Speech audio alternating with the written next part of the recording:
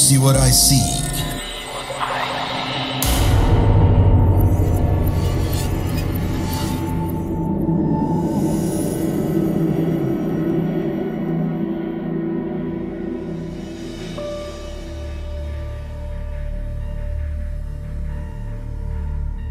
Assalamualaikum warahmatullahi wabarakatuh.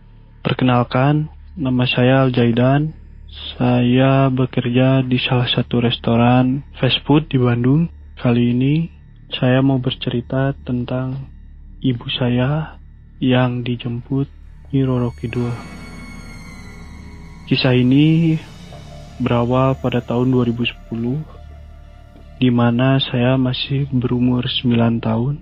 Dan pada saat itu, ibu saya mempunyai usaha catering tata boga dan sangat ramai, banyak peminatnya. Saking banyak peminatnya, ibu saya itu sering tidur di jam setelah asar yang mau menuju maghrib.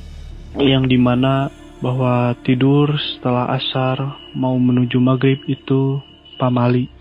Nah, pada suatu ketika, jam 4:30 sore, saya mau pergi ngaji.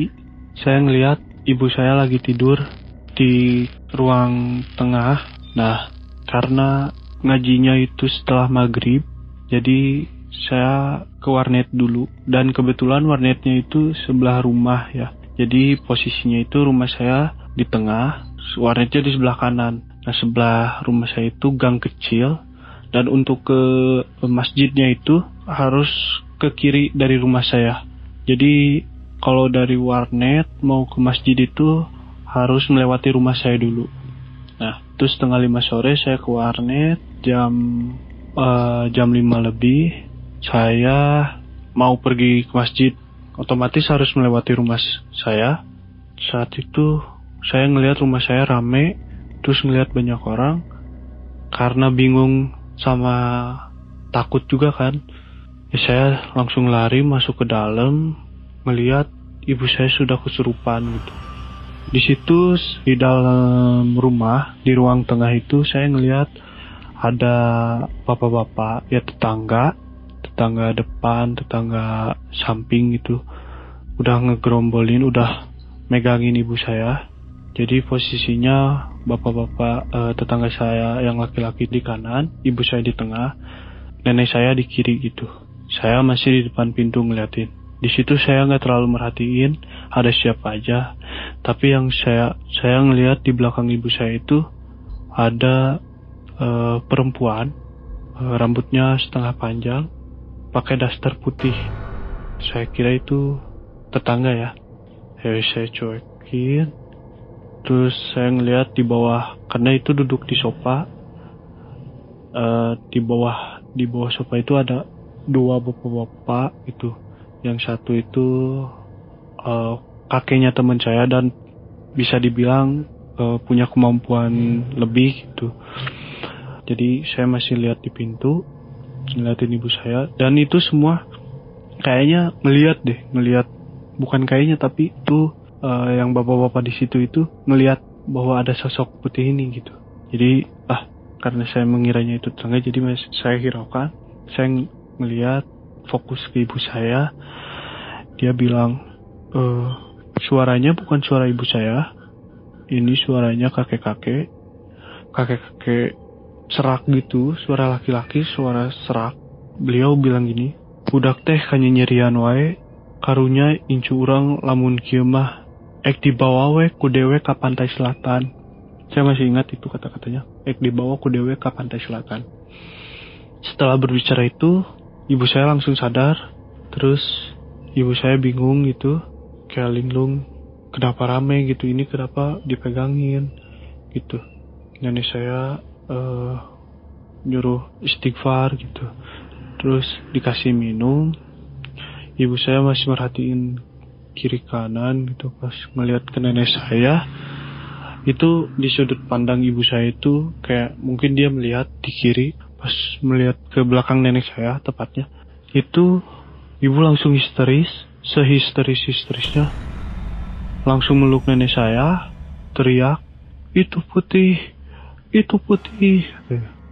Otomatis semua pada ngelihat fokus ke di belakang ibu nenek saya, dan semua itu ngelihat, langsung ngucap astagfirullah. Setelah ibu saya bilang itu putih, terus bapak-bapak pada bilang astagfirullah, nenek saya juga astagfirullah, istighfar. Dia senyum kayak menyeringai gitu, tiba-tiba menyeringai, terus dia ngilangnya itu kayak perlahan gitu, kayak melayang ke samping kiri. Di samping kiri si sosok putih ini itu pintu samping gitu untuk ke garasi, dan itu tuh nggak terbuka, jadi kayak setengah terbuka gitu, tertutup. Dia nembus pintu itu. Saya teriak, nangis, terus langsung meluk nenek saya karena takut. Di situ ibu saya setelah teriak terus nangis, tiba-tiba kesurupan lagi gitu. Terus kedengar gitu, kedengar dan ngerasa kalau ibu saya itu berdiri, langsung bilang assalamualaikum. Terus ditanya sama kakeknya teman saya yang orang bisa itu, ya saha. Langsung saya dibawa sama bapak-bapak tetangga, dibawa keluar. Sambil dibawa itu saya masih nangis, tapi samar-samar dengar iya nyai. Dijawab lagi sama kakek teman saya, Nyai Roro sanes. Langsung dengan jelas itu, ya Nyai Roro Selatan. Nggak lama dari situ pintu ditutup, nggak kedengeran. Jadi kalau dari luar itu kan udah agak sore tuh, karena ada kaca gede banget, terus ruang tamunya nyala, jadi otomatis dari luar kelihatan jelas gitu. Nah terus saya masih nangis sambil dipeluk gitu, sambil nangis. Nggak lama dari situ 10 menitan azan, terus pada keluar dari situ sambil suruh istighfar, semuanya suruh istighfar. Dan saya pun langsung dianterin ke masjid untuk sholat, untuk ngaji. Dan ya gitu, setelah ke masjid, sholat, ngaji, terus sholat isya, saya diantar pulang sama guru ngaji saya karena tahu gitu masalahnya. Saya dianterin sampai depan pintu, itu 7:30, saya langsung lari ke ruang keluarga. Di sana saya ngelihat ibu saya lagi nonton TV sambil makan gitu. Terus nenek saya cerita bahwa tadi tuh yang masuk buyut kandung saya, jadi kakek kandungnya ibu saya. Jadi sebelumnya ini nenek saya ini, nenek yang bareng saya itu bukan nenek kandung. Jadi itu nenek, bisa dibilang nenek saudara. Karena nenek kandung saya sama kakek kandung saya itu dulunya gak mampu menafkahin ibu saya karena masalah ekonomi. Jadi disuruhlah sama keluarga, dan nenek saya juga, udahlah sini biar nenek saya aja yang ngurus katanya. Sampai sekarang. Jadi yang masuk ke tubuh ibu saya yang pertama itu kakek kandung dari ibu saya atau buyut saya. Dia cerita bahwa kalau ibu saya ini banyak yang gak suka, terus kayak banyak yang nyakitin, banyak yang iri pada ibu saya. Nah, yang kedua itu katanya yang masuk Nyi Roro Kidul. Nah, kata nenek saya bahwa buyut saya itu salah satu pengikutnya Nyi Roro Kidul. Nyi Roro Kidul masuk, katanya kasihan sama cucunya kakek saya. Jadi katanya banyak yang iri, banyak yang nyakitin ibu saya. Jadi mau dibawa aja, mau dijemput ke pantai selatan katanya, mau dibawa ke pantai selatan, dan nanti malam katanya mau dibawa gitu.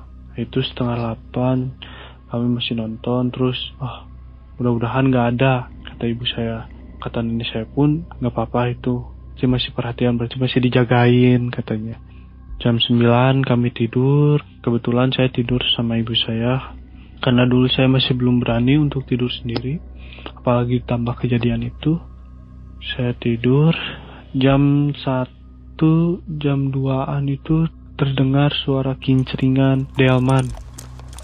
Itu suaranya jelas banget, kenceng banget, sampai kami satu rumah dengar, karena yang di dalam rumah itu ada nenek saya, ibu saya sama kakek. Kami terbangun, saya sama ibu saya nanya, ada apa bu?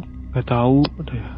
Terus saya lihat di jendela kamar, nenek saya udah keluar kamar, terus bangun, terus nyalain lampu tengah. Saya ikut ke nenek saya, terus nengok ke jendela. Nenek saya nengok ke jendela, saya pun ikut di bawahnya.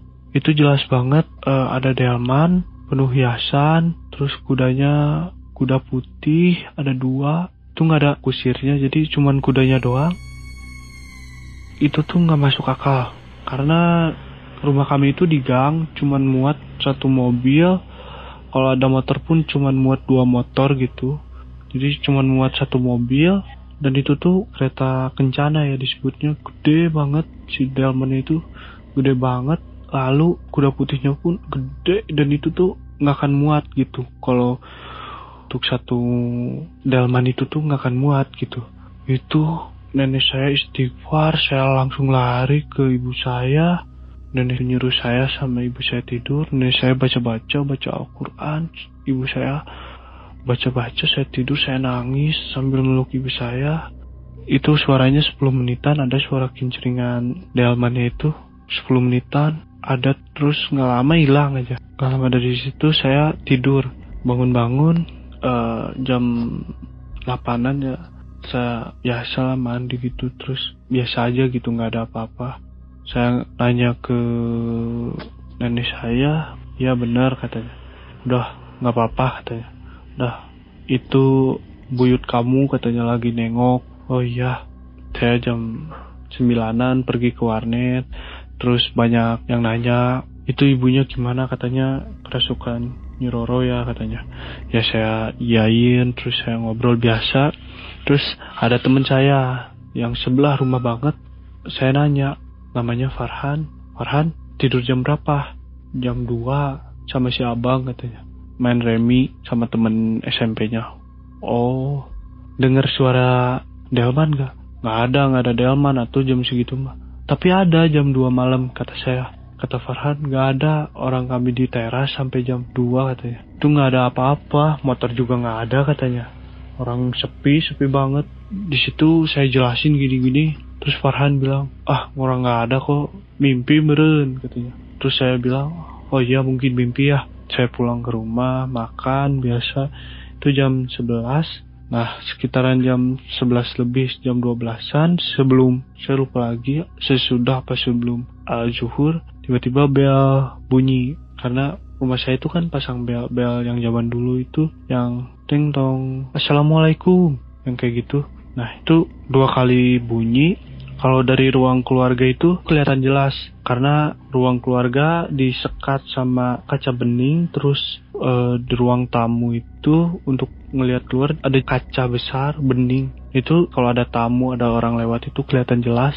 Nah, kami ngelihat itu, ibu saya dan saya tuh kelihatan gitu, ada bayangan kakek-kakek. Dan nenek kira itu temannya kakek gitu, yang biasa datang ke rumah untuk ngobrol dengan kakek saya. Nenek saya bilang, oh temannya si Abah meren katanya. Oh iya meren, kata ibu saya. Ibu saya pergi untuk buka pintu, saya ngikutin dari belakang. Itu waktu kami jalan pun masih ada itu, masih jelas ada itu, jelas banget bahwa itu tuh ada orang gitu. Waktu dibuka nggak ada siapa-siapa. Saya teriak, ibu saya teriak mama. Saya teriak, nangis di situ sambil lari. Pintu masih kebuka, angin tiba-tiba kenceng banget. Saya meluk nenek saya, ibu saya pun sama meluk nenek saya. Nenek saya ngeliat, terus istighfar. Udah, nenek saya ngelepas buat nutup pintu masuk. Terus ibu saya sama saya pelukan, diam di pojokan. Terus tiba-tiba TV mati sendiri. Karena untuk TV mati sendiri itu aneh ya. Remote TV itu posisinya ada di dekat TV, dan sedangkan kami itu ada di depan kaca, sofa depan kaca, dan itu tuh di pojok kami. Itu nggak mungkin, atau misalnya kedudukin, kepencet, itu nggak mungkin tiba-tiba mati. Makin teriak lah ibu saya makin nangis, makin teriak. Ibu saya tiba-tiba teriak, mual, utit mual ngilu, utit ek di dia, utit mual ngilu. Tiba-tiba TV nyala, nenek saya balik lagi, istighfar, katanya. Saya masih nangis itu. Terus sampai suasananya udah agak tenang, kakek saya yang pikun keluar kamarnya. Ada apa, katanya. Gandeng, berisik. Terus balik lagi ke kamar untuk tidur. Di situ suasananya udah agak tenang, suara TV dinyalain, digedein. Di situ saya udah agak tenang, terus saya langsung lari keluar karena takut di dalam, lewat pintu samping gitu. Saya nenangin diri. Setelah asar saya pulang, ngeliat ibu lagi nelpon gitu, dan suasananya udah tenang gitu. Itu dan suasana pun menjadi aneh gitu. Tapi anehnya bukan gimana ya, jadi hawa rumahnya itu untuk bagi tamu itu hawanya katanya gelap. Udah beberapa kali tamu yang datang, rumahnya hawanya gelap ya katanya. Itu selalu begitu, padahal lampu itu selalu terang gitu, selalu dinyalain. Dan mulai keanehan pun dari hawa, terus dari usaha ibu yang merosot turun, dan akhirnya nggak jalan lagi. Nenek pun bidan, karena nenek buka praktek bidan kan. Di ruang bidannya itu, di ruang bersalinnya itu sering ada suara kayak aktivitas gitu. Lalu di atas lantai 2 sering ada kayak ada yang mondar-mandir. Dan pada akhirnya 2012 kami memutuskan untuk pindah, dan di rumah itu kami pindah ke Tasik, dan semuanya pun nggak ada yang ikut. Ibu saya pun mulai usaha lagi, dan sekarang rumah itu masih ada tapi sudah berubah bentuk dan sudah direnovasi, jadi sekarang dipakai buat mes koperasi. Sebenarnya masih banyak ceritanya. Ini ceritanya berkaitan satu sama lain. Cuman saya bercerita gini dulu aja. Ya mohon maaf kalau tutur kata sama bahasanya kurang jelas, karena saya tidak pandai untuk bercerita gitu. Sekali lagi saya mohon maaf kalau ceritanya kurang jelas, dan ini pengalaman keluarga saya dapat dipertanggungjawabkan. Sekian ceritanya. Wassalamualaikum warahmatullahi wabarakatuh.